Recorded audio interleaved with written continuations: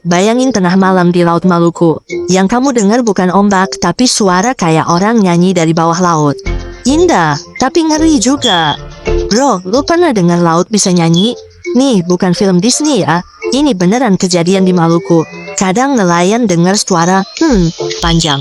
Warga lokal bilang itu laut yang menangis. Lah, kalau laut bisa nangis, siapa yang nyakitin dia? Hehe, misterius, tapi bikin merinding. Tapi ilmuwan bilang, itu suara paus biru manggil pasangannya. Bayangin, Laut Maluku tuh kayak konser cinta terbesar di dunia. Tetap aja, kalau gue sendirian di perahu tengah malam, tiba-tiba denger, dari bawah. Bukannya romantis, gue langsung gas balik. Misterius, indah, deg-degan.